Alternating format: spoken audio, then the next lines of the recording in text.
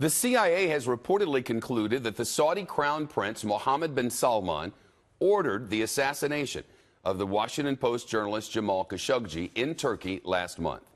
But the Secretary of State Mike Pompeo now says he's seen no evidence that's true. I do believe I've read every piece of intelligence, unless it's come in the last few hours. I think I've read it all. There is no direct reporting connecting the Crown Prince to the order to murder Jamal Khashoggi.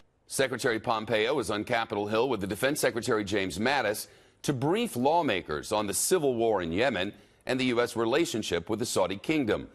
The Senate is right now debating a measure to withdraw U.S. support for a Saudi-led military coalition. Some members of Congress are calling for the administration to punish Saudi Arabia for Khashoggi's murder. But Pompeo and Mattis say degrading ties between the two countries would be a mistake.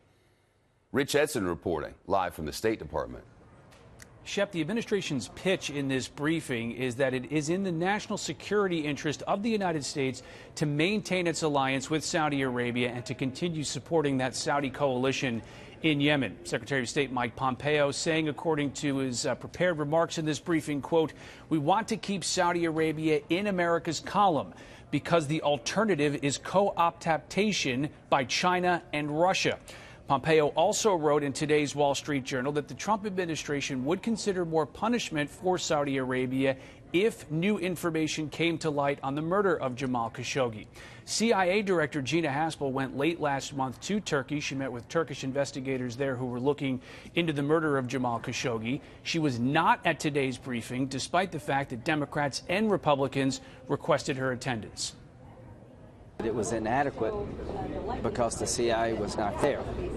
So the question for me is whether or not the CIA supports the conclusion with a high degree of confidence that the Crown Prince was complicit in the murder of Mr. Khashoggi.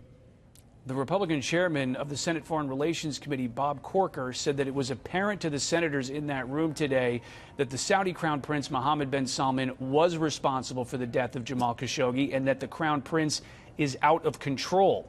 There's that bipartisan group of senators who are pushing for the United States to end its support of the Saudi coalition that's fighting in Yemen.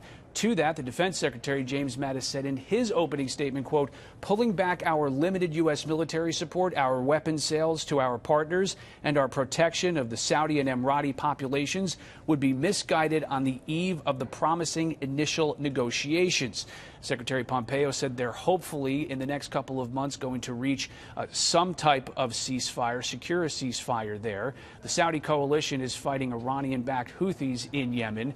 Meanwhile, the United Nations has called this the worst man-made humanitarian crisis of our time, with 3/4 of the population in Yemen needing humanitarian assistance.